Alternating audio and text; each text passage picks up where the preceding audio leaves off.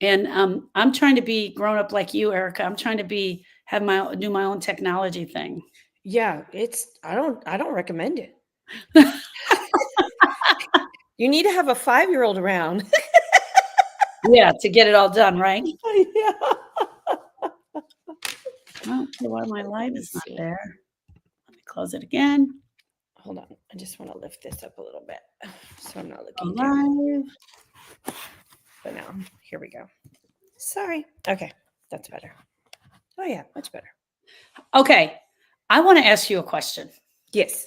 because you and I started having a conversation the other day, Mm-hmm. and we didn't finish it. And so I want to open with that Okay. because I've been holding on to it. I don't even know what we were talking about. Okay. Actually, it's a little deeper question, so I don't want to open with that. But tell me why you put Patrice in. Well, I wanted to separate it from my regular Facebook. I didn't want to Oh, confuse okay. the two, so Okay. I wanted it to be because the book. I put my full name on the book. I saw So it. yeah.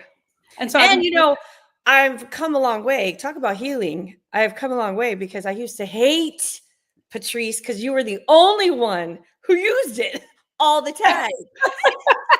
Erica Patrice. Stop that. Okay, so I have some members I'm going to be letting in. You're all in here. I will keep checking. And let me do my last commercial on TikTok, and then you and I can start. My name is Sharon Brubaker, and I am the owner of the Grief School, the place where healing begins. In 2006, my nephew Austin drowned at the lake. And as I was walking up the stairs to tell my sister that we had, in fact, found his little body and he had drowned, I realized that we didn't know anything about grief. I don't see the live. Don, do you see it now? And it was at that moment that I realized, thank you for accepting my request. It was at that moment that I realized we got to figure this out.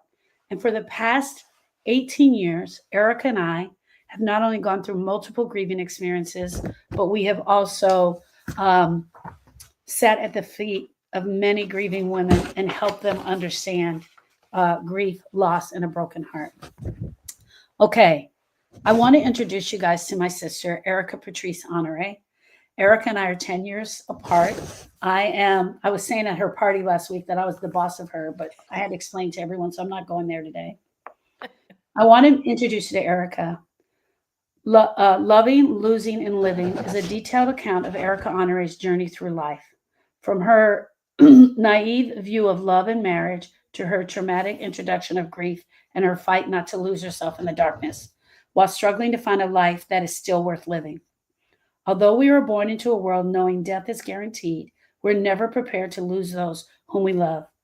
Erica shares her personal journey with losing not one, but two beloved children. Austin, her 10-year-old, drowned in 2006, and her oldest son, Donovan, was killed in a motorcycle accident in 2015. These experiences she describes as being struck by lightning twice. The loss of her boys led her to a career in grief education and her mission to change the conversation surrounding grief. How beautiful. Um, Erica describes in details her healing journey and all that it took to find her way. And thank you guys for joining us today. This is my sister Erica that I've been talking about for forever, that I finally got a chance to be here. And Hi, everyone. Duda, it's not frozen on my side, my love. It's not frozen on my side. So everybody, you can chime in on the TikTok group. I'm not going to be pulling up unless it's a question for Erica. I'm not going to be reading it out loud, but you feel free to post. Anyone that Erica can see. There's Susan, Erica. Hi, Susan. Yeah. And then and Suzanne. Okay. Hi, Suzanne. Here we go. Let's get started. Erica, why don't you introduce yourself to our friends? Tell them who you are, how you got here today. So, my name is Erica. Like Sharon said, we are sisters. How I got here today started with a lie. Sharon lied to me and told me that her church paid for me to go to this grief support program after her attempts at really trying to support me. Like she said, in 2006, Austin drowned. And we are a very large family. We have known funerals and death and loss. I've been going to funerals since I was 6 years old, but this was our first child. And we didn't know what we were doing. We did not know how we were going to navigate it. Sharon thought that it was just going to be Lewis and I that were grieving. We were just kind of like stumbling around trying to figure anything out. And after going to traditional support groups for a while, I was like, please don't help me anymore. I don't want to go to any more groups. But I didn't want to let her church down. And that's who she told me paid for this. So we went, and it really did change me for the better. It just put a lot of things in perspective and taught us a lot. It defined what grief really is. And we didn't even know.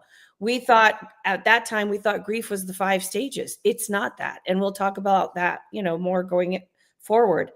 But so we got so excited about how we felt leaving that, we decided to become certified and change one heart at a time. And in 2015, we were going to merge our businesses and decided to attend another round of training. And 2 days after that, Donovan died. And that was a game changer. That was absolutely a game changer for all of us. More so for me, because I, at that point, was completely resistant to my grief. When Austin died, I kind of let the grief happen to me in a more like, I was more accepting of it. When Donovan died, I absolutely wanted to like scorch the earth as far as grief, as far as my pain. It was very dark. I went places in my mind that I didn't think were possible, especially for me, because I am more of a lighthearted goofball, as Sharon would say. I went places I didn't think were possible. I leaned heavy on alcohol. I isolated. I mean, I did everything I know as a grief specialist you're not supposed to do. I did all those things and more that, probably I never talked about. And it went on like that for a year.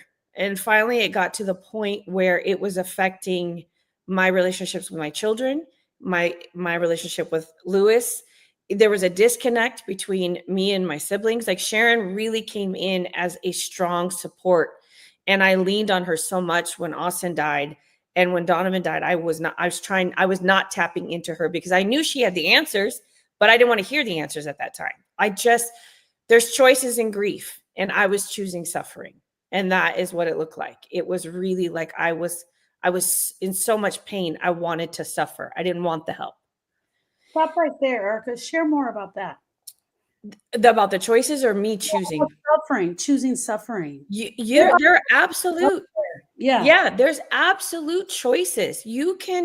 Everyone who's come here today to hear our story and hear this conversation is looking for help.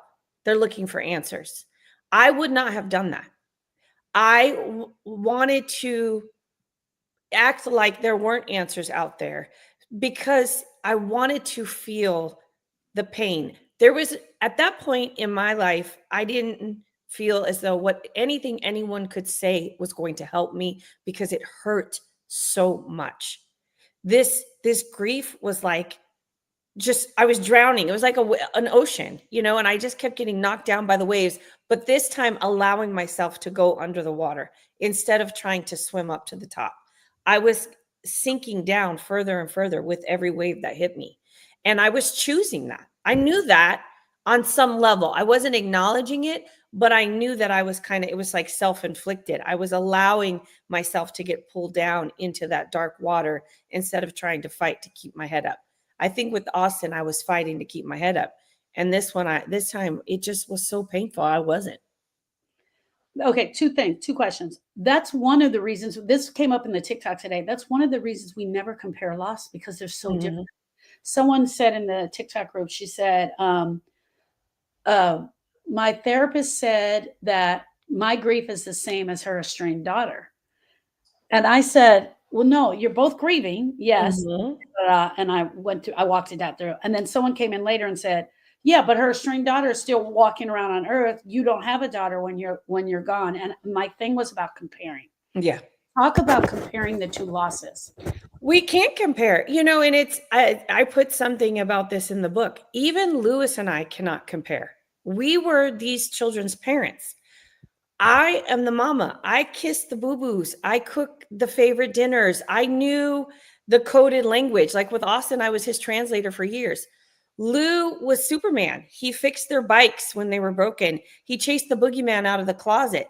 We had different relationships with these boys. Even the two of us cannot compare. At one point, he said to me, I know your pain. Like it was a conversation we were having, and he was like, I don't need to ask you because I know your pain. That's not true. That minimized my grief. You don't know my pain. You don't know what it was like to carry these boys for 9 months and push them out into this world and watch them take that first breath. You don't know that. He didn't know that. And I don't know his piece of trying to teach them how to be young men and then lose his namesake now Yeah. that they're gone. Yeah. We can't compare that. That is literally apples and oranges. Yeah.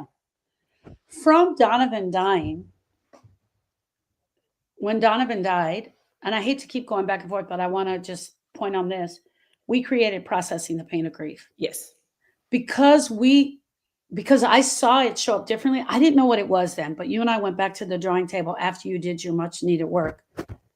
Talk about processing the pain and people understanding how they have to go into their heart, how they have to learn how to process before they can do their work. Right.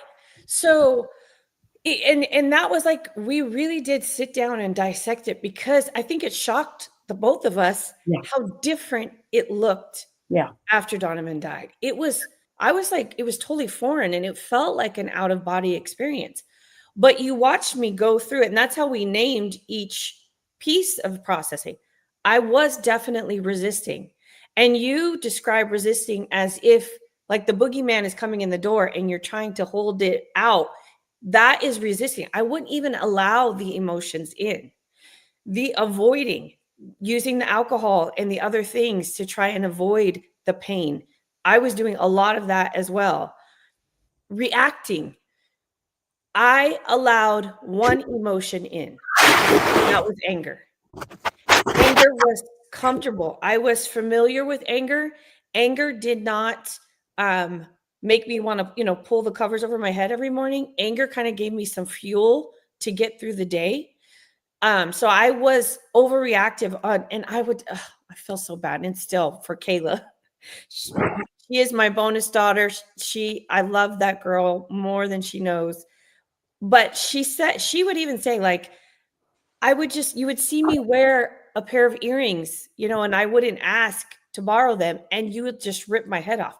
That is reacting. It's like the smallest little thing and you are ready to rip people's faces off because you're so overwhelmed by the emotions that you're not allowing in. Yeah. And so I was all of that.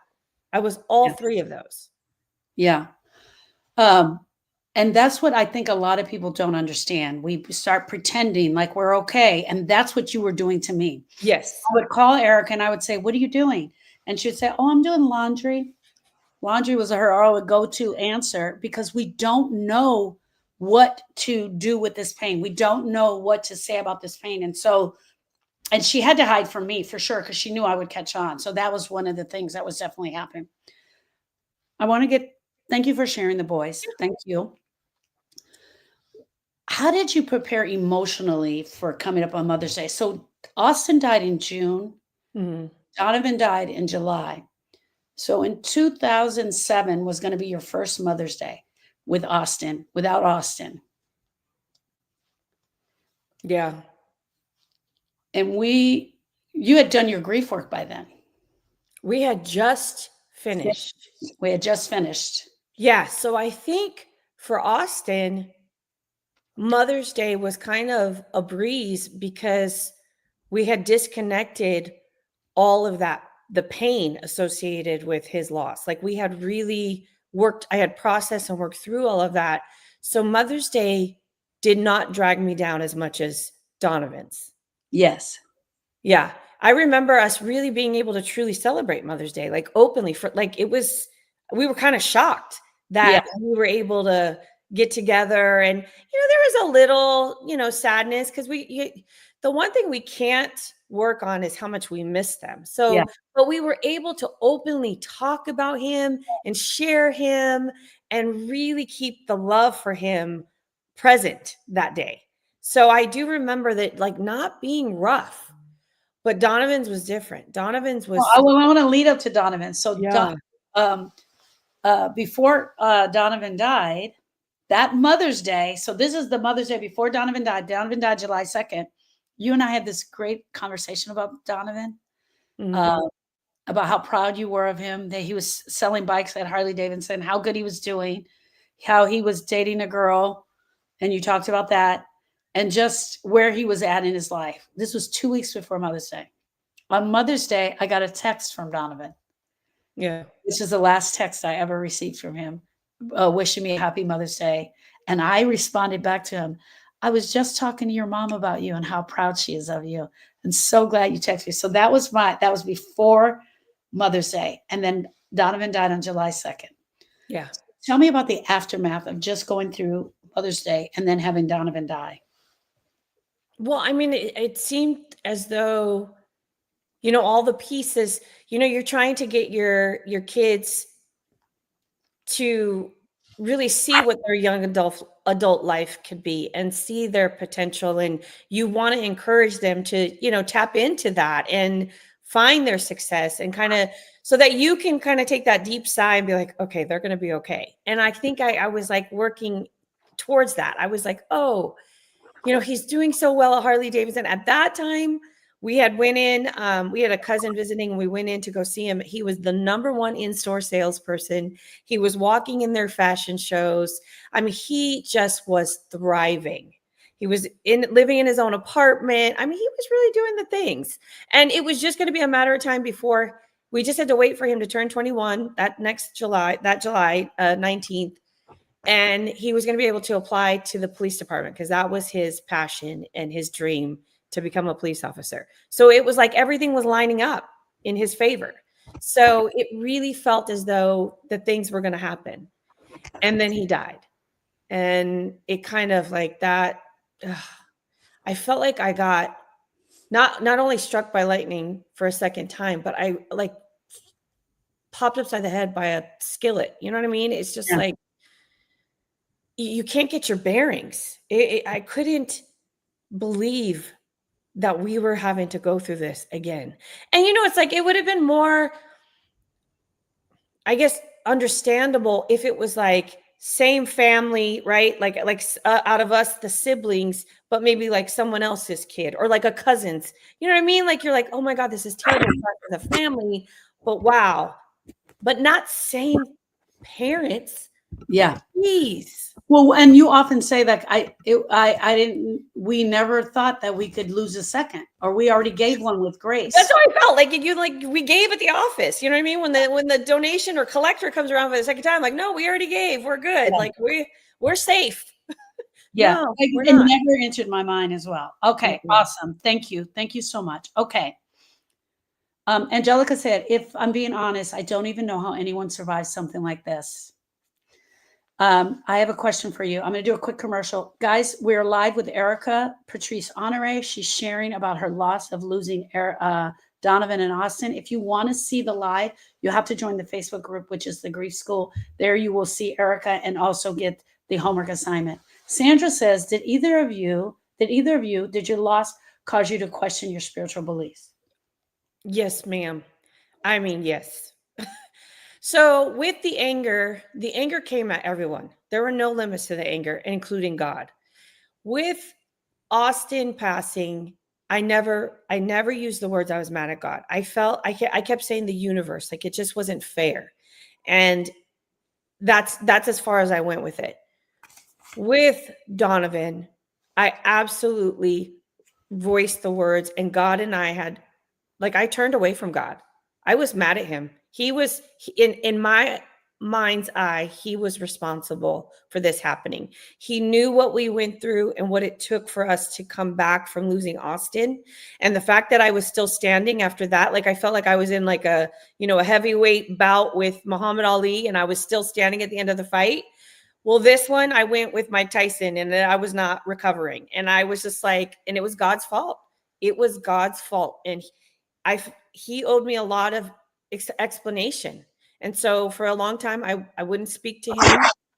I would talk to Donovan, like out loud in the car, walking around in the house by myself. I would always talk to Donovan. Things that I needed, I would kind of like filter it through, like I was filtering it through Donovan and not speaking to God. So I was like, Donovan, I really need your help with this right now. Jordan is struggling and I need you to give me some guidance, stuff like that. But it was not, I would not acknowledge God. I was very angry with him. And that went on for quite a long time. We did start going back to church. And even with going to church, like it was like a friends and family day. And Lewis suggested that we go. And I sat in there with zero. I was like open. I'm like, okay, if there's a message here, I'm going to get it. Well, I didn't get anything. So I'm like, see, that wasn't for me. I wasn't supposed to talk to him today. That went on for a long time. Maybe he was mad at you. Because that's me. I'm like, it's you. I think that's exactly what was happening. But this at 49, when I turned 49, I said, I'm really going to connect. I'm really going to work on forgiveness and I'm going to turn things around. And that's when I think I completely opened my heart and my mind to having a real relationship. Okay, someone is saying they can't get into the Facebook. I have to go out of the Facebook and then check the request. I don't see any requests, my love. Dawn, I don't see any requests. I'm sorry. But hold on here. I'm glad you're here. Erica, did you recover from your relationship with God over that? Yeah. You think you worked it out? Okay. Yeah, I really did. Cause I had to, so I went on this, like I said, I made this commitment to myself that I was going to just work on opening, to being spiritual again and really working on forgiveness. And that included forgiving myself for a lot of parts too. So yeah, I did. Okay. Suzanne says, what got you to the realization you needed to do your work? When it started affecting my children and Lewis, like it really, like there were wedges. I felt like Lewis was the only person on the planet who really understood what I was going through. So he was the only person I wanted to talk to. However, he traveled Monday through Thursday. So that left me here wallowing in misery for a full week. And then he'd come home on weekends, but he started to see something different. And he called me out on it. And when he did that, I felt like it was a huge betrayal because I was like, it was me and him walking this journey. And then when he called me out, he said, I have to get up and go to work every day. I need you. You cannot fall apart. And I felt like, oh, that's so rude. And when he called me out, I ran into the bathroom and I remember I dropped down to my knees and I just sobbed. And I was like, I can't do this. And I felt like I have to make a choice. And that was when it was like I was sitting in the dark that night. Everyone was asleep. And I used to go on Donovan's Facebook every single night and I would stalk his Facebook. And I started to write. That's when I wrote a post to him calling myself out, essentially. I spoke my truth on his page. And that was right at the 1 year. And I knew by putting it out there, Sharon was going to see it. Everyone was going to see it. And then I was going to get the help. And I did. She called me the next day and she's like, I booked a flight. I'm coming out. Because at that point, it was going to be losing myself forever to that dark place. I thought it was the 20 loads of laundry that you hadn't gotten to yet. I mean, I think that was really, how men are so observant. I really think that's kind of was like, hey, what's going on around here? Why is there all this laundry? But every time I call her, she says she's doing laundry. This isn't mathing. So we have beautiful mamas. Dawn is sharing that I'm struggling with God and angry right now. So she's sharing. Also, Veronica says, I'm angry with God right now. Share a little bit about Is it okay to be mad at God when you're going It through is this? okay to be mad at God. God is a relationship, right? It's a relationship, just like you have a relationship with your sister, with your kids, with your friendships. It's a relationship. The way I view God is he makes space for that anger. He does. And he's like, I see him as a true friend, a parent, all the things. So he takes that on. But just like if you have a falling out with anybody else in your life, you need to come back and reconcile that when you're ready. You need to apologize for your part, own your parts in it, and accept that he loves us unconditionally and he's going to support us on mending that relationship. That is how I see it. That's my personal experience. I feel like it's absolutely okay to be mad at God, just like you would anyone else. But then you do need to do the work to repair the relationship. Noel says you can watch the live even if you're not in the group, and that's at Healing Starts with the Heart. Just so anybody who's really struggling with the Facebook. Sorry, I should have had Erica's hook up on TikTok. We are a technology challenge. I'm doing my best, but I love you all. Suzanne says, my brother lost his only children, a son and a daughter, 1 month apart from each other. Wow. He went to the priest and demanded to be explained what this was for. So there's a lot of times where people, they lose someone, and guys, in 5 minutes, I'm going to jump onto Mother's Day. They lose someone and they want the answers. And some of us seek it spiritually. Some of us seek it through drugs, alcohol, sex, pornography, whatever that is. But some of us go right to our church and we're like, tell me why this happened. Yeah. Yeah. Your brain intellectually, you understand, right? This happens. Everyone watches the news or, social media, whatever. Terrible things happen to good people all the time. Your brain is like, okay, but your heart, your heart does not understand. It doesn't make sense. And that is why you will run to any person and want them to tell you why. Yeah. Why? And that's like the first question. Why me? Why? And like, in addition, when you are watching the news and you see bad people doing these bad things and they're crashing cars, intoxicated or under the influence of whatever, or robbing and running away and making it like, why them? Why are they still here? They don't serve a purpose at the time. You know what I mean? It doesn't look like that, but you take the good ones, it doesn't make sense, and your heart cannot process it. But you so desperately are going to run around to anyone you can to have them make it make sense. Make it make sense. Kelly says, I think I'm angry at God, and that scares me. Erica says, I say that all the time. Thank you, Kelly. And the one thing I want to reinforce for you, Kelly, is that it's okay. It's okay. And I know it's scary.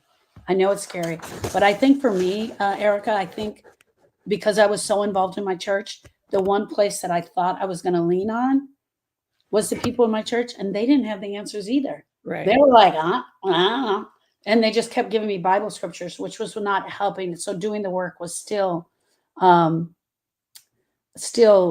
very important for me. Okay, Don, I'm going to comment about that. You're talking about your heart. I'm going to switch at 9:30 till we go straight into Mother's Day. I'm so glad you got a chance to share and people got to see who you are. And I was at your house last week, and it's a bunch of crazy things I want to say about that. But you said, I was asking you about the book. We were talking about doing this live. We were going through the whole thing. And you said, and you only talked for a split second. And I was like, she never finished that statement. You said, Sharon, I think the final part of my recovery came out from writing this book. Yeah. You said, I think I got down to the bottom of it. And you never finished it because we got cut off. And I was like, I'm going to ask her that question. So tell me about that. Tell me about that experience. So there used to be something that would happen when we would work with clients before that, like, I would really like carry, like almost like I was absorbing their pain. And Mm. what I didn't realize is that there was still some pain of my own that it was attaching to. But I hadn't acknowledged that, because then, it's like a lot of times we would get off, it'd be late at night, and then, you just fall into bed and you're exhausted.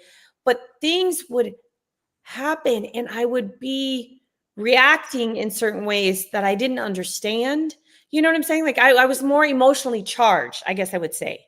Yeah. But I feel like from really putting the words to paper and saying the ugly things again, like even going to places and thinking, just reflecting, it helped get to the bottom of those layers. So Yes. I want to give you an example, because I just did this yesterday and I didn't expect myself to do this. So Donovan was in a relationship and I worked on that relationship with that young woman, but there was still a level of anger that I wasn't acknowledging. And when I got the proof copy for the book and I read it, and I was like, wow, I was really hard on her, really hard. And I sent her a text yesterday. I sent her a text and I said, I apologize, because what I wasn't taking into account is that you were so young. None of us were prepared to deal with this loss. None of us.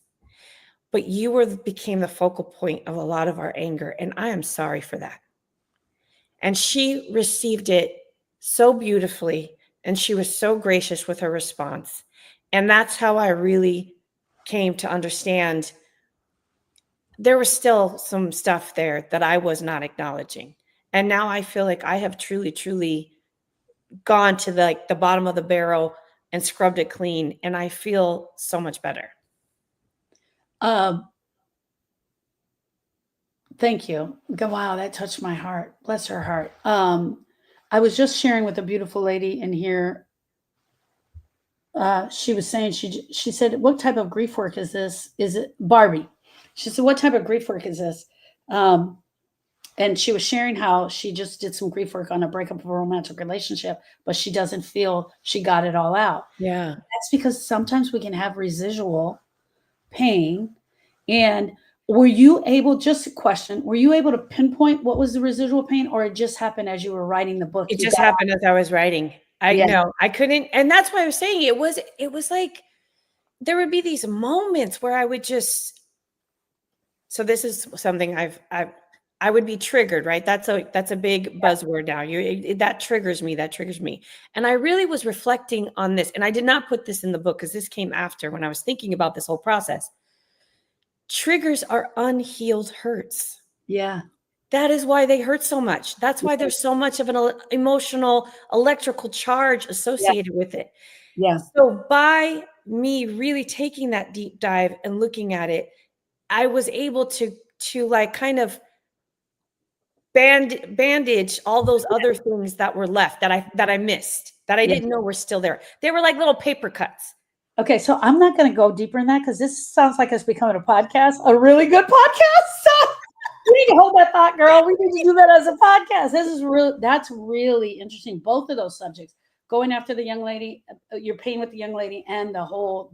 That's really great.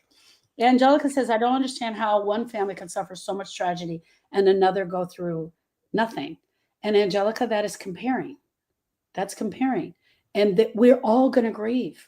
We're Yeah. all going to grieve, and we're all going to feel pain. And what happens is we walk in the mall and we see the old couple holding hands, and we start missing our grandparents. We miss our parents, and then we get jealous that Susie still has her parents because we're comparing and throwing our grief Yeah. upon them. And that's why. That's it. It's just that you're looking at them, you see what they have, and then you see what you don't Yeah, have. because it's a reminder of what you've lost, what's been Yes. taken from you. Yes. And that's where it's the pain that we don't know how to verbalize.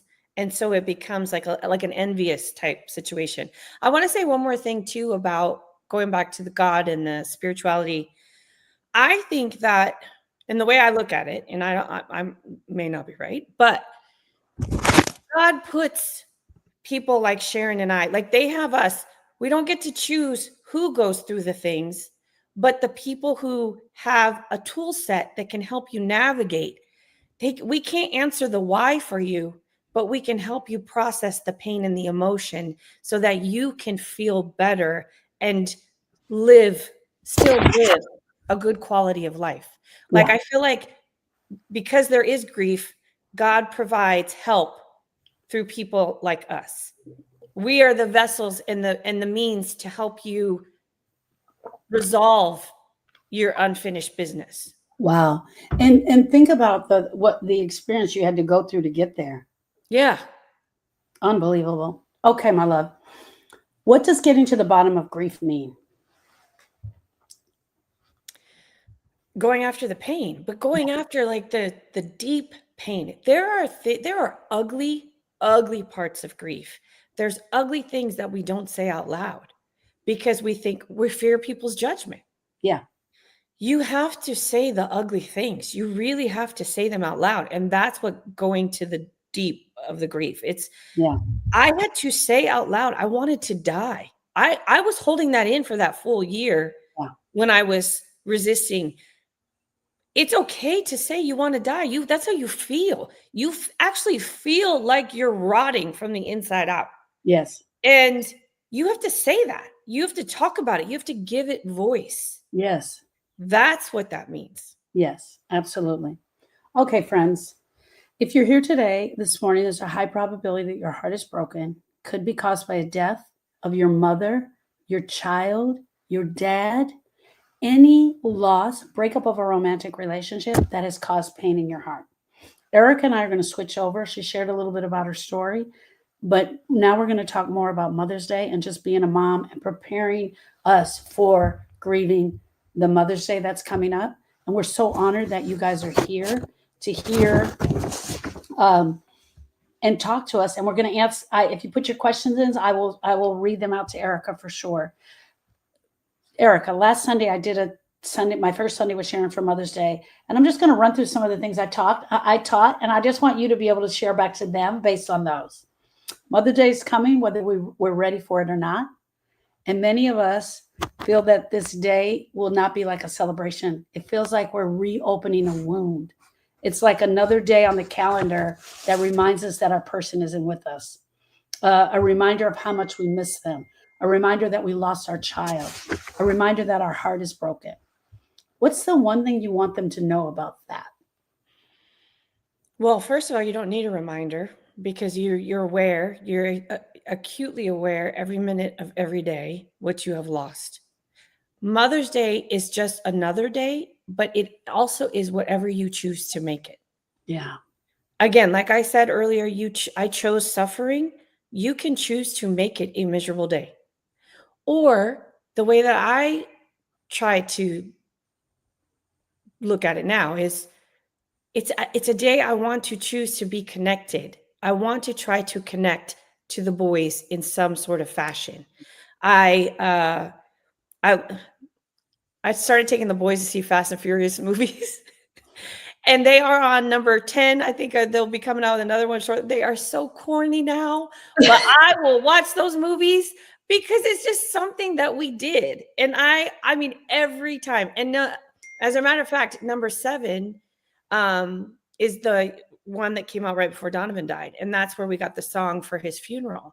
And that one used to be really, really painful because at the end, also that's the one where Paul Walker died and they didn't get to finish it. So they had to use his brother at the end. So there's so much grief just associated with that one. I mean, I will even watch that one when it comes on, and I will wait till the end to hear the song because before I used to turn it off before the song, but now I wait to hear the song because it's all part of him. It's all part of me loving him and Austin because he loved Fast and Furious as well. So Mother's Day you can make their favorite meals. You can play their favorite music. It's whatever you choose. You could take a picnic and go sit in the cemetery and sit on their gravesite and spend the day with them. Whatever you want. It is whatever you want. If you choose to lay in bed with a box of tissues and ugly cry all day long, that still is a choice and it's a plan. And you are allowed to do that. It's whatever. Yeah. And I think that giving permission. Yeah. That's what you just did, giving permission to the griever to say, you've got to decide what this day is going to be for you. Because you decide to go to the family party and you bring the macaroni and cheese, does that mean you're not going to have pain? No, no. And it also doesn't mean you have to stay. You can bring the macaroni and cheese and walk in with every expectation that I'm gonna do this. And then you can walk in and become so consumed by the pain, you could drop off the macaroni and cheese and leave Yes. Yes. and go back home. Yes. I'm sorry, I don't know how to turn off these notifications. No, that's all right. That's cool. Okay, so the history of Mother's Day is that, and I don't know if you know this, Erica, but because I did a study on this right before last week, is that Anna Reese Jarvis started Mother's Day as a Mother's Day work club where she would actually help save mothers and children of deadly diseases. So Mother's Day was really about getting mother and children, because in the 1800s they had a lot of diseases, right? And then she died, and her daughter fought like hell in 1908 and got President Wilson to make Mother's Day official and put it on the calendar. Julia Ward Howe from Howe, Texas, was heartbroken over the loss of her son, and she called mothers everywhere to rise up on that day. And they finally got President Wilson to name it Mother's Day and put it on the calendar. But I want you to hear this. Anna Jarvis became devastated later because she watched the day turn into commercial circus, losing the sacredness that she fought so hard for. It was really about the mother-child relationship, and now it's becoming so commercial. It was meant to be about love, loss, and remembrance and gratitude, not about flowers, cards, and candy. Mm-hmm. What's your thought on that now? I actually love that. Yeah. I love that, but it does make me sad that the message has gotten lost, and the fact that we don't put that out there and remind people, the grassroots of how Mother's Day came to be a day. Well, if it was meant to be about love, we love for our moms, our love for our kids, our loss, what we've lost, and to remember them, and that's completely gone. And so now, because it's so commercialized, the mother's heart, sometimes it adds pressure to the grieving mom. It absolutely does. Mom and daughter and son. Because right after over commercialization of all holidays, you can't even get through Valentine's Day before they're putting the Easter stuff up. And the minute Easter stuff comes out, you're seeing the Mother's Day cards and things go up. You can't process one to the next before it's like being shoved down your throat.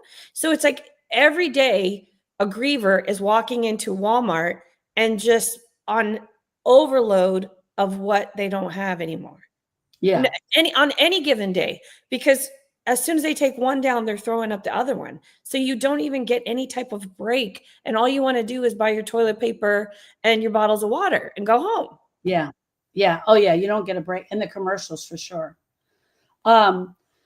You say this about anger. I brought it out about fear because a lot of us have fear going into the day of the holiday. Fear isn't weakness. Fear isn't what you need to beat yourself up. Fear is love's bodyguard. Mm-hmm. Fear shows up to protect your heart when it feels most exposed. On a day like Mother's Day, fear reminds us that I love, I lost, and I don't want to hurt anymore. What is your advice about fear and anger if anger is showing up right now? You have to let it come in. You have to let it come in so that you can process it. It has to go through you. So you have to make space for it, let it come in, but then give it voice. Yeah. So by giving it voice, you either journal. I'm not saying you have to. It's a challenge to expose your most vulnerable parts if you don't have a safe space. Right. So you can journal it. You can just talk it out loud to yourself. But if you do have safe people in your life, best friend, a sister, a parent, anyone, you can actually talk to them and just say, I don't want you to say anything, because unsolicited advice is not the griever's friend or judgment. I just want to say this out loud, and just let them be a sounding board for you. Yeah. Yeah. But you have to do it. You have to get it out, because if not, you're going to stuff, and then more is going to come on, and it's just going to be this pile on to where then you're going to lose control. Yeah. By giving it voice, you are taking that much control over the grieving process, and you're letting off the steam so that you're not just walking around wanting to, throat punch people every day. Throat punch is my word. They hear that a lot from me. Second thing, do you compare the first Mother's Day to the second Mother's Day to the third Mother's Day? Did they get easier? Did they get worse? Did they get harder? What would you say? I would say they got easier. Now, there's also parts that go along, right? So for a while they got easier, but then, watching Kayla become a mother, and then realizing that Donovan, would never be here, or Austin wouldn't be here to have children, then that one was harder. So it's like there's things that coincide with the day that can add extra challenges. So for a while they were easy, and then that one was hard, and then they got easy again. So it's kind of like that. Would you be shocked if you had grief for Mother's Day right now after all this work and everything you've done? No, because then I'd have to navigate, like, okay, why is this one hard? Like, I'd have to peel back the layers and, like, what is this? What's the trigger? Like you said, what's Yeah. the trigger? So you're not totally, you wouldn't be totally taken off guard. Monette says, I'm starting to realize people are leaving, less and less communication, so alone and so angry. Well, I'm sorry for that. Monette is a beautiful soul that comes to our group, and she's lost 3 children. Wow. And she cares about them. She's a beautiful woman that we love. I actually talk to my late friend Ian daily and write down everything I said to him. This is Veronica. And then I wanted to share one other thing. Oh, Makiva says, I lost my brother, and AKA my son, so she raised him as her own. Does that sound familiar? And her mom, she lost her mom and him less than 10 months apart. Different relationship bonds, but that blurred the lines of grief. Do you feel that your grief got blurred at all with Austin and Donovan? No, I don't think so. Because, and I've shared this, Austin was, 10-year-old, do your homework, brush your teeth. No, you can't take that Swiss Army knife to school, that kind of stuff. And Donovan, he did. and he still did. Donovan was my friend and my son. So in that regard, the grief was blurred. So I had to navigate, that. So the grief was very different because of the nature of the relationship. To me, Austin was still my little, and then Donovan was a man, and so we were shifting from me having to parent him to then being a friend, and and seeing him, respecting that he was an adult. Yeah. Yeah. So they were both different. Thank you. Thank you for that. Okay. Pain isn't the enemy. Pain is what rises up when something precious was lost, broken, or finished. You might be grieving the actual person. You might be grieving the loss of the person, or you might be grieving the dream, the relationship you wished you had but didn't. Pain is love with nowhere to go. Speak to that. And that's why it is so painful. Yeah. I loved Austin for longer than 10, because you're pregnant, you know what I mean? So it's all through the whole pregnancy, his 10 years on this earth. And then when he was gone, I have no place to put that love. Yeah. And that boy, like I just said, with the Swiss Army knife, I mean, I had to what do you do when you're finding code, when you write, when you're programming? I had to find Austin's code every single day. He was on the spectrum. So I had to find his programming button and how I was going to get him through that day of school and homework every day. So when he was gone, not only do I not have this love to give him and seeing the world through his little autistic eyes, I now don't have to go to the school 5 times a week or, talk to his teachers. And so now I'm like, I'm trying to define who am I now? I Yeah. don't have this person. Yeah. So the pain is because you have to find out who your new identity coming through this grief process. Were you still a mother? 1,000% I was still a mom.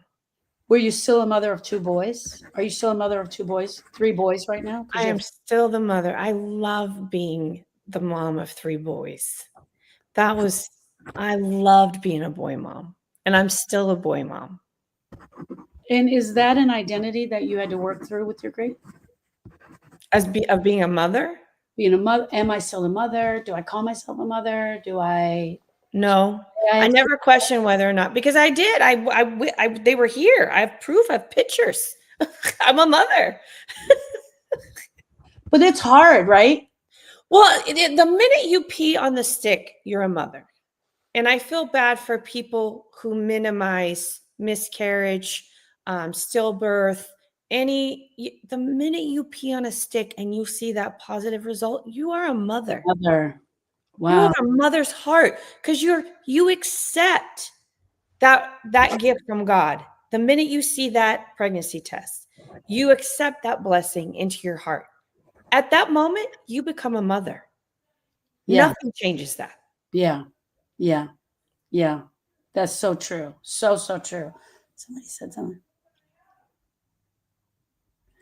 Susan said, I lost my mom in January. And it's going to be my first Mother's Day without her.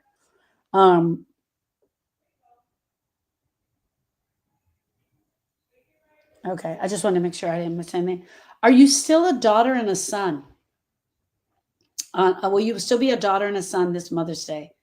Yeah, it's the same thing as me seeing myself as a mother. Yeah. We had a dad. Big time daddy's girl. I still don't be mad because I was a favorite. I'm bragging about it. Think about him all the time. I actually, wanted to talk about him. Yeah, talk to him about something the other day. He's still my dad. Yeah. Oh yeah, 100%. I think I just shared this recently. Oh Yeah. no, that's my dad. And even though our mother has gotten married, he is still our dad. That's her husband. Yeah, that's Mr. That I call him Mr. By his name. I don't want to out him, but yeah. That's her dad. That's her husband. No, Yes. my dad is not here anymore. My dad is gone. Okay. Not every story for mothers and daughters and mothers and children is beautiful. No. Some of them are ugly. Some of them carry a lot of pain. Some of them are stressful. Some of them are strained. Their child is still walking the earth today. Some of them carry anger, guilt, silence, distance, wounds. You might wonder, if I had a terrible relationship with my mom, will I still grieve? If I'm having a terrible relationship with my child, will I still grieve? And if my child is still around and we are fighting right now and it's Mother's Day, will I still grieve? 1,000%, yes. I say that I call those the less than loving relationships. Not all relationship, parent and child, are sunshine and rainbows. Not all. And it happens. It's part of our experience here that sometimes it just doesn't vibe. There's substance abuse sometimes that come into play. There's mental health issues that come into play. There's lots of factors that can create a less than loving relationship.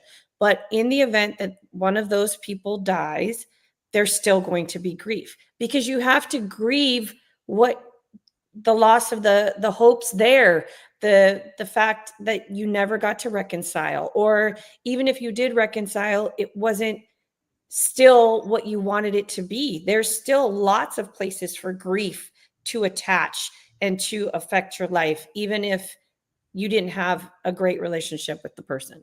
Yeah. And that's grief itself, right in there.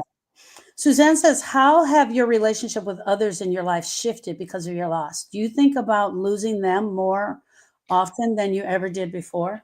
At one point, I was absolutely consumed with the fear of losing someone else. So I work right now full-time as a bereavement coordinator at a hospice agency at Heart to Heart Hospice in Sherman, Texas. And I facilitate grief groups. What? Stop trying to get in a dig.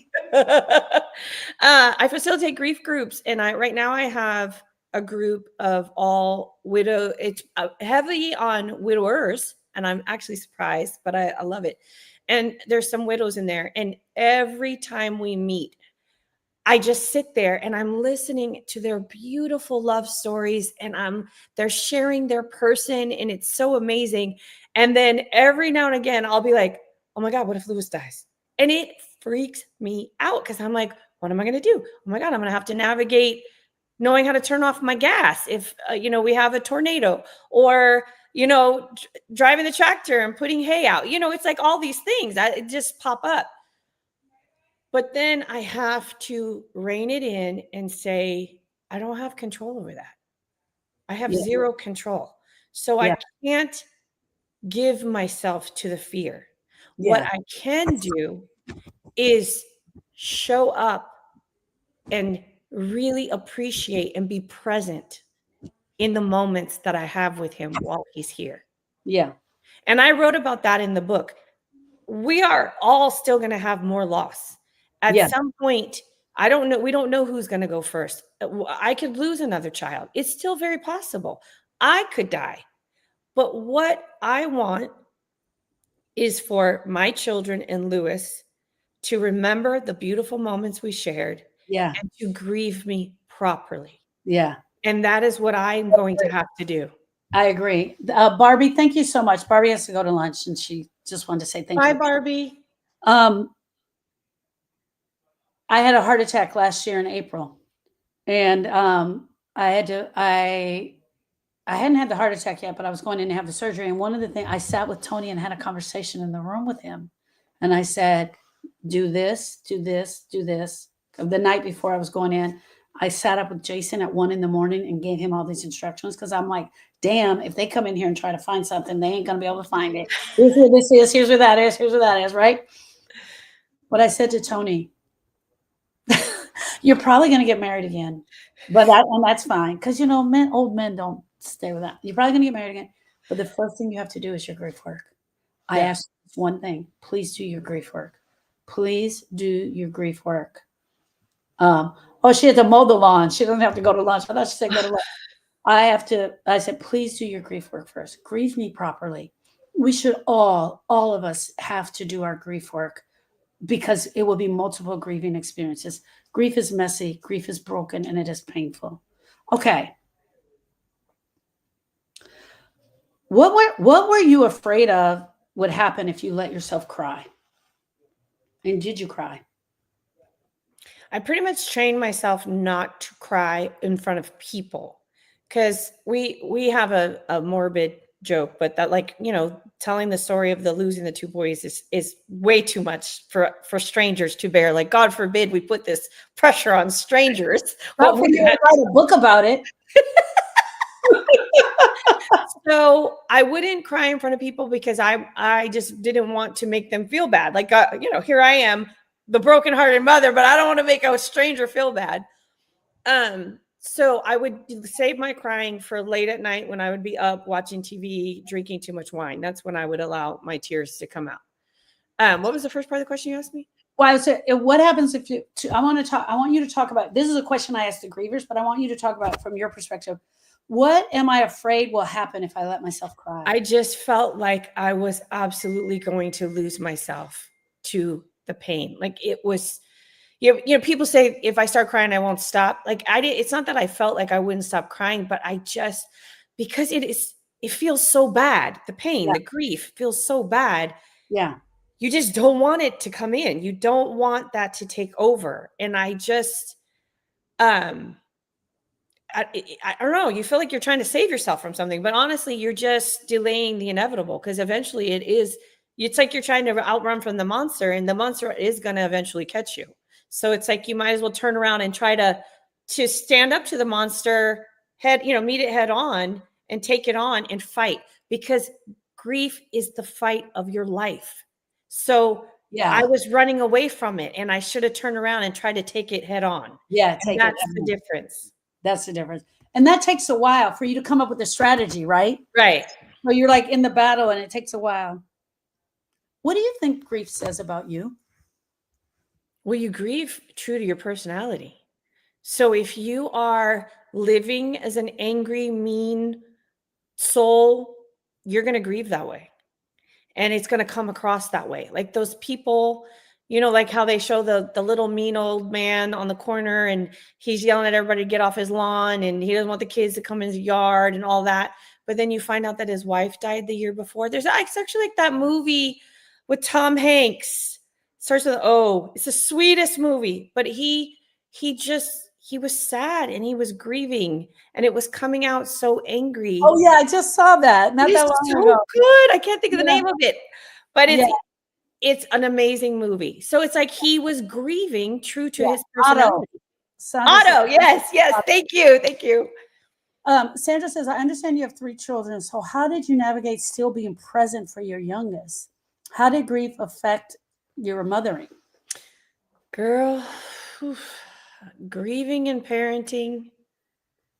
I don't wish that on anybody because that is a total struggle. Sharon, you described it one time. It's like you're trying to push your child up to get a breath of air while you're drowning in the ocean. Yeah. And then you're trying to come up and get a breath. And you just are doing that. And it's like, oof, a lot of mistakes were made. I'm going to be honest. A lot of mistakes were made. You just have to speak your truth. Yes. Speak your truth to your kids. I had more of a handle on it when Austin died, and it was very instinctual that I was laying it out for Donovan. Some days we're going to laugh. Some days we're going to cry. Some days we're going to be mad, and we're just going to hold space and support each other going through this. You don't have to. I was giving him permission to be a child. He was 12 when Austin died. You don't have to be strong for me. I'm going to be okay. I'm still the mom. I don't know where that came from, but all I can say is that was God guiding me through. He gave me the words. However, when I wasn't speaking to God and I was grieving Donovan, Split personality. I made a lot of mistakes. And Jordan is not Donovan. Jordan is totally different. So those words that I was saying, because I'm like, okay, these are my tools. I'm going to say this to Jordan. And Jordan was like, okay, no. It didn't work for him. He needed something different and more. And also I wasn't present. I was drowning. So a lot of mistakes were made. Don says my children are grown, but I'm trying to be present for them and my grandchildren. Don, I would really just say, be yourself. Be the reader, be the crier, be the angry person. Just be yourself, because you're also teaching them how to grieve, and keep talking about your person. Anything you want to add to that, Erica? Just again, speak your truth. The power and the healing lies in the truth. And I'm not saying you have to go into the intimate details of the relationship or what you're missing, but you can paraphrase it in a healthy way where they understand what you're experiencing. Yes, exactly. And we got to keep telling our truth. Lisa Annie Merrill, what did you do on their first birthday? And I think that's a great question, because that leads to a response of something that I so love and respect about you. But share about that. So Austin, he was 10, like we said. I was like, how am I going to be his mom and not celebrate his birthday? Like it felt so foreign, that concept. So we threw a birthday party for him. And what we used to do, because we all lived relatively close together when Austin passed away, so it was common practice. Our parents would come over, all the siblings would come over, their kids, and we'd have a birthday cake. We'd have dinner and a birthday cake, and we'd sing happy birthday. And that's what we did. And I loved it. Like that, there's something called a trauma bond, and that our loss like bonded us all, that we just wanted to be together and we didn't know what to do if we weren't together. So through that, it kind of was like there wasn't a question that we weren't going to be together to do something. And we got the cake and we put the candles and we sang happy birthday. And I think Donovan or Keith Michael blew them out. And we cried, we laughed, and we held space for each other. And then that just kind of moving forward. And when Donovan died, it was a lot more challenging because we were already in the process of planning his 21st birthday. And we had all this family invited. And so to go through that one was harder because we weren't in California. We were living in Texas. I didn't have my siblings or my parents with me, but all of our Texas family and friends who are now just like family showed up for us. And we did a balloon release, and it was as good as it could have been without him. Like we went through it, and there were a lot more tears, and it was still an amazing and beautiful birthday. And we still celebrate his birthday. We actually had people who were traveling who took his picture and were like putting up with a drink, like, this one's for you, Dono. That's what they used to call him. And I mean, that it was really, really, we felt the love and the support from everyone. Erica is a beautiful woman that is in our group. And she says, my husband's birthday is Thursday and I made his favorite cake and the whole family is coming together. I love that. But you also said to me one day, you said, I'm not celebrating their death days. No, I'm not. It was too tragic. I'm only celebrating their birthdays. Yeah. And I think that was so, so awesome. Hey, Bella. Monette, she's the mom that lost 3 kids. She says, how do you get past the part where you weren't present for the other children? How do I get past it? Mm-hmm. Like, how do I move forward? Well, one, I acknowledge it. Yes. I had to acknowledge it. I have acknowledged it in conversations with them. I've apologized. I've taken accountability and grieved it. Sorry? You've grieved it. Yeah, I've grieved it. And I've given myself forgiveness. I have forgiven myself because I didn't know what else to do. I mean, I was literally drowning and in survival mode. And so, like I said, a lot of mistakes were made. So I've just really, really been honest about it. Now, what's not a good time is when we have, family get-togethers, like with my children now, and then they start really talking about those moments, so it's like pile up and gang up on, because no one likes to have that mirror held up. That's not a good time. But we now we look back and we laugh, and thankfully I've progressed. I mean, I think it would be different if you were still in that same space. You know what I'm saying? If years have passed and you're still not showing up as present, that's a real problem. But if you're actively working on it and acknowledging, that there's going to be mistakes still, it makes a difference. She said mine is to blame me. She blames herself. She takes it in on herself. That's what I'm saying. You have to forgive yourself. Yeah. You have to acknowledge and forgive yourself. You are living in the most horrific circumstance imaginable.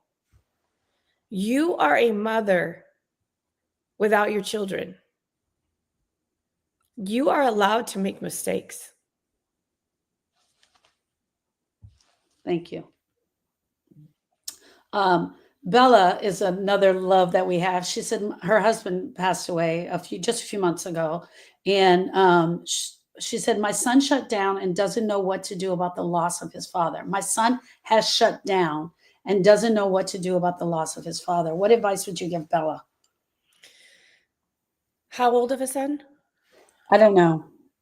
A young teenage son, right, Bella? I don't know. Honestly, I don't know. It depends on the age. 16. So 16. Oh yeah. And that's a rough age. That is a rough age. Open and honest conversations as best you can. And this is one thing, like, you have to start the conversation. Yes. You have to share from your piece. You have to say, this is where I'm at. And that's what I said with Donovan. Like, this is what's going to happen. This is what I'm anticipating grief is going to look like for me. Some days I'm not going to want to get out of bed. The days that I do get out of bed, I may put the coffee in the refrigerator because I'm so not present or focused. And griever's brain is real. Some days I'm going to be mad at the world and I'm going to be short-tempered. And you might also feel these same things. But let's talk about them. And some days you can't be his person. Yeah. You're going to need to outsource that. You're going to need to find his safe space where he can say the things to someone that he can't say to you. Like, I'm scared, Mom. Because he's not going to want to bring that to you. He right now thinks I've got to be strong for my mom. Yeah. So if he is not hearing you give him permission to not have to be that, someone outside of you who he respects and trusts is going to have to give him that permission. Yes. Yeah. Hey, McKinney, welcome. Yeah. And that, I think also, Bella, is keep talking about it, keep crying in front of him, keep saying dad, keep talking about dad, and let him know. And here's the other thing. The talk that Erica had with Austin when she said, some days are going to be good, some days are going to be bad. It's never too late to have that conversation. I don't care if you're 1 year in, you can still go back and have that conversation. And I don't know if you said that, but I'm adding that in. Well, and you know what? The conversation, it doesn't always have to be dark either. So I can't believe I didn't put this in the book. There was a night, it was me. Just thought about this right now. It was me, Lewis, Kayla, and Jordan. And I apologize. I did try to go on and try to do not disturb, but either I could turn it on or I could never turn it off. I'm sorry. I'm like that all the time. I'm surprised. We were driving home from Jordan's football game, and we just started talking about Donovan. And we started talking about these funny moments. Donovan was a total clown and goofball. And we were laughing our butts off. I mean, crying, laughing, telling from one story to the next. Like, remember that time this part did go into the book. So he was trying to show us all how he could smash one of those little Halloween candy size nerds boxes with his head. I think Lauren was there too. And so he put it on the table and he goes like this with the box, the air from the movement of his head moved the box out of the way, and he just smashed his forehead right down on the table. And I mean, it was stuff like that he did. And he did that on a regular basis. I mean, the boy was special. So yeah, the conversations don't always have to be full of sadness. They could be, remember that time Dad tried to back up and act like he was race car driving and he busted the taillight out of the truck. I mean, it could be stuff like that. I mean, there were, I'm sure, good times, but we just get ourselves so lost in all the sad that we forget to bring in the balance and remembering who they really were when they were still here with us. Yes, absolutely. Duda's sister, she shared it twice. I didn't pass it, sweetie. I want to go to your first one because I like the way I'm going back. I couldn't find you on Instagram. Hold, please, hold. She has a different login name. Hold on. I was in bed with a migraine when Josh died, and I was too late to save him. That's all she said.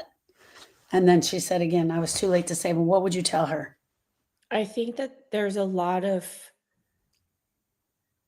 pressure and responsibility we put on ourselves as though there's an action that we could have done to keep them here. But is my personal belief, the day we are born, we have our death day that same day, and only God knows that day. So that was his day. That was his day. And it was already predetermined. And there was nothing that you could have done to save him. Yeah. And that's the work you have to do. is you have to come with that. What you have to get to that point by doing your own grief work, right? Yeah. Yeah. Okay. Awesome. Thank you guys. Thank you so much for sharing. Okay, Erica, moving quite along. I want to have this in by 10:30. For the mothers out there, for the daughters that have lost their mother, for the sons that have lost their mother, I see a couple more questions, you guys. I'm going to be getting to them. What are the 3 things that you want to tell the people that are struggling for Sunday? What are 3 things that you would like to advise them that will help them for Sunday? Accept the fact that the day is coming. There's nothing you could do about that because you can't change it. We can't postpone, even though we want to. If I could have canceled Christmas, I absolutely would have when Austin died. Definitely come up with your plan, what you want the day to look like. Be open and honest with the people in your circle, what you absolutely cannot do. So if going to the cemetery is going to break you, then don't go to the cemetery. You don't have to. Again, the day can look like whatever you want it to, but you need to talk about it with your family so you guys all can be in agreement of the pieces that each one of you needs to get through the day. So if going to the cemetery is going to break me, but Lewis and Jordan want to go to the cemetery, well, then you guys go and we'll meet for breakfast after. I'll meet you guys after. Come up with a plan that's suitable for everybody. And I think that that would be the best case scenario. Be open for the tears, be open for the anger, you may get out of bed and go meet them for breakfast and then have to come back and get in bed, but at least you did that part of it. Yeah. Give yourself grace. You have to give, you got to give yourself some grace too.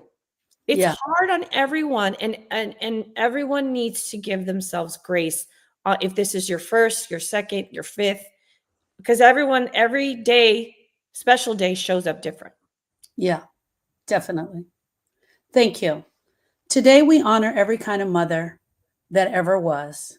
Today, Eric and I honor you, mothers who have lost children, children who have lost their mothers, sons who have lost their mothers, husbands who have lost their wives, those who long to be mothers but couldn't, those who mothered others when no one could or no one did, and those who are surviving painful, complicated relationships. Wherever you find yourself in this story, you are seen today. Today is Bereaved Mother's Day, and you belong here. And we're so glad that you're here. And I'm so glad that you all got a chance to meet Erica and hear her story and her laughter and all of the things that she shares about grief. Erica, are you prepared to read something out of the book for us? Oh, yeah. I mean, no, but yeah. Here's the book. Hey guys, you know what? I'm definitely touting this book. I'm very proud of the book. I have not, I'm going to admit something. I have not bought my own copy yet because I was preparing for all of this. And okay, Erica, what made you write the book? Lewis. Lewis just kept saying, you need to share your story. You need to write your story. You need to write your story. And I guess that's also back then me not recognizing that I still had a lot of residual grief and a lot of pain down because I didn't have the confidence in the story. And I think it was through a lot of the work that we have done with clients, and then now being in this position as a bereavement coordinator, and when I share my story, really seeing people's reaction, like, oh my God. And it was like, I don't know. I don't know. Maybe there's something wrong with me, honestly. I don't know. Or maybe it was just another wall or a barrier that, like, I had this disconnect with how truly traumatic the story is. So during COVID, I was struggling professionally, like, because we weren't able, you and I had just started doing our weekend seminars, and then now we got shut down because of COVID. So I was like, you know what? Maybe this will be like a journaling type situation where I can handle what I'm struggling with. And then it just turned out to be a book. So that's how it started. Okay, But I I'm put the glad. name of the book. Someone said put the name of the book. Loving. Loving, losing, and living. And it's how I navigated my grief journey without completely losing myself to the darkness. Okay. Let me see. I wish I would have had a piece that I had prepared because I didn't have something prepared. Okay. Both are so real. Thank you. Okay, here we go. So this is okay. This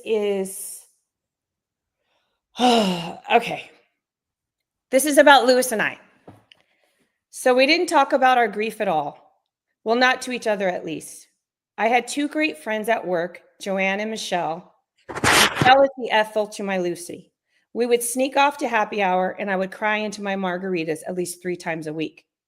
Lewis had started a new job that January as a construction consultant, and he met a group of brothers that he began to hang out with on a regular basis. I will call them the Menendez brothers because they nearly killed our relationship.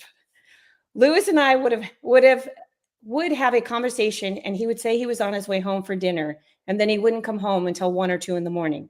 This went on for a solid year, and I nearly packed a bag to leave every week. Rationally, I knew that he was trying to do anything and everything to avoid dealing with his grief. I started to believe that I would never heal from losing Austin, and I would just have to live as a broken person. We were quite a pair, 2 broken-hearted people with trust issues and terrible communication.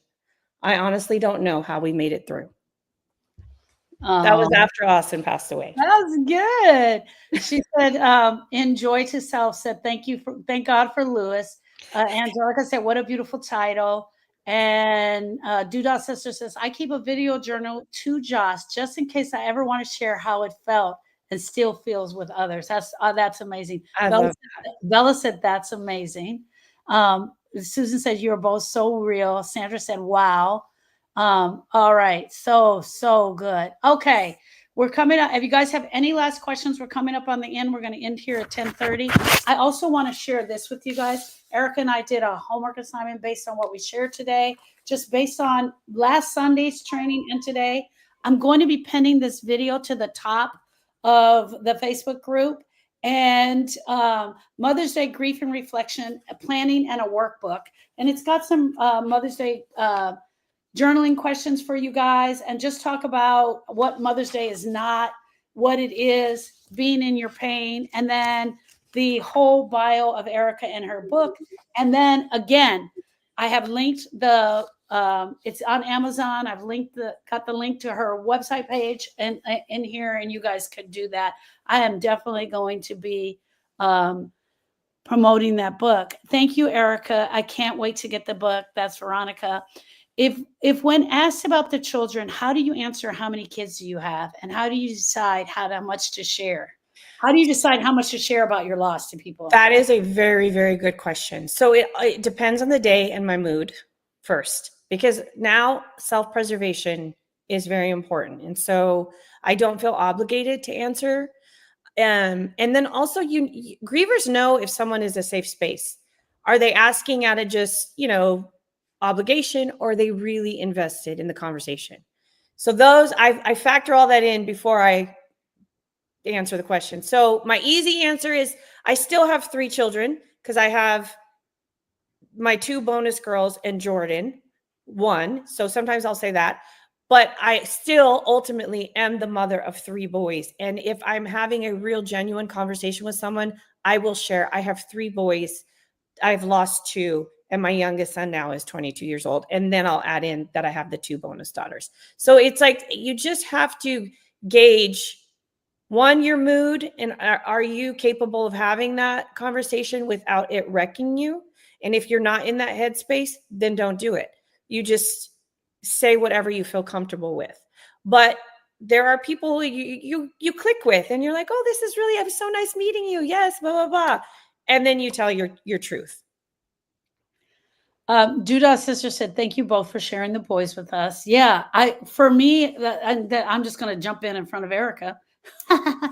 is that I feel like Austin gave this to me. This was my gift left from Austin to give back to you. So 100%, it's both of the boys for sure and Erica, but it is also Austin. Austin is changing the world on grief. Austin, little old Austin with his puka shells and his glasses. It's changing the world on grief. And his 20 rubber Livestrong bracelets. Oh, yeah, oh, those things were so gross. They were so disgusting. The summer that Austin died, he was collecting the Livestrong bracelets. If you guys remember the Livestrong bracelets, the yellow ones, and he had like 9 of them, right? They're so disgusting. And he would wear them every day, and he had puka shells. And I have a picture of him with the sunglasses that I often share with you guys. Erica, Laura Gallardi said, "Thank you, Erica, for being here and sharing your heart." Absolutely. I got here late, but you are both so amazing. She was talking about me, though. She just of course. Yeah. Is coming to this live today, is it going to change their grief at all? Yeah, because it's going to open their heart and their mind to, one, the fact that healing is possible. Yeah. Because they're seeing me. Yeah. And 2, that there is help available. Yeah. From people who actually get it. Yeah. Yeah. Erica, on day 1, did you ever think you'd be here? No. Like I just read in that part, I felt like I just accepted, I'm just going to be a broken person for the rest of my life. Right. Right. Wow. And now we are at 19 years. 19 years and going at 10. It'll be 10 for Donovan this year. It'll be 10 for Donovan, but you're at 18 years of teaching and moving on and helping grievers and studying out the science of grief. And it wasn't easy. No. It didn't take you 19 years to grieve, though. I'm sorry? It didn't take you 19 years to grieve. No. It didn't take me 19 years to grieve, but there was like, you know what? I felt like we got to a good little momentum after Austin died, and we were in our groove, and then got knocked over with Donovan. And yeah, it was like you have your pitfalls. You have you get up and then you get knocked down. And that was another thing that I put in the book. Once we got through the Donovan piece and I felt like, okay, I'm finally feeling back to myself, but then life's right? Life will life. And there's marriage struggles. There's struggles with young adult children again. There's struggles with grief is still going to show up. There's grief with sisters. What about your big sister telling you what to do? Who is not the boss of me, by the way. Yeah, I am. That. Yeah, so there's a lot of that. There's a lot of that, and that was what I had to, again, open myself up to, is that there's still going to be things that are going to come at me, and I have to still do the work. Yeah. And now that I know that it's a constant, it's a different perspective. Yeah. You two helped me smile. So happy. Thank you so much. Thank you both for being so candid about your journey. Witnessing how you both have processed your grief gives hope. It is possible. It is 100% possible. And this is the other thing. I think I'm going to start getting on my soapbox. I was watching a couple of things that other people have posted about grief, and like, damn it, if they don't want us to stay stuck in this grief. And I'm so sick and tired of it. It has to start changing. Grandma Babe said, I wish I had my sister. My heart to yours. Judah's sister said, at 19 months, and it still feels incredibly heavy. I can imagine that. I can imagine being at the 19 month for myself and still not knowing which direction to go in. Yes, my heart to yours. One of the other things is you and I are talking about bringing back the weekend intensives, which I'm so excited about. And you guys, as much as she can, Erica will be there teaching with me on the weekend intensive. So that is going to be the bonus that we're really trying to get together. And I think that the energy of having the both of us in the room really offers something to that. I have missed this. I didn't realize how much I really miss this. I miss us being together. I don't miss you laughing at everything, but I do miss us being together. You guys, listen to this. I have to tell you this story. We would be going on to do our Facebook or going to a speaking engagement. I'm like, stop laughing. Stop laughing. And I'm like, people are grieving. They want us to be serious. And finally, she looked at me one day and she's like, well, God damn, Sharon, we're not selling grief. we're selling recovery. And I was like, yes, you're right. We are selling recovery. And this is what recovery looks like. I mean, Yeah. last weekend you had 30 people at your house for a crawfish boil. You had house guests. You were out. The book was just coming out and you were Yeah. excited and you were living your life. You're living your life. Yeah. At the grief group that I host in Sherman, we'll do that. We'll have these moments of seriousness. And I do explain right off, like I am the comic relief you didn't realize you needed in grief. And so we have these moments where everyone is crying, and then all of a sudden someone will say something and we bust up laughing. And so at the end of the meeting, the people in the office they'll say, "Are you sure you're hosting grief groups in there? Like, are you sure?" Because they were not expecting that either. I open and make space for laughing and really being your true self. I mean, you have to. And it's one of the things that you always encourage. You got to find your balance between grieving and living. Yep, absolutely. It's 100. when you're all putting everything into the grief and you don't feel like you're allowed to laugh, that makes the process more miserable. There's funny moments that still are going to happen. It's okay to laugh. Yeah. That is some people give awards when they like what you're saying. Well, this one makes noise, and that thing scares the shit out of me so much. Sandra. Okay, so Sandra Thomas is in here, and Sandra's sister, beautiful sister Tracy, passed away. And when she's telling stories about her, you'll get this. She's always like, and I was like, bitch, why are you doing that?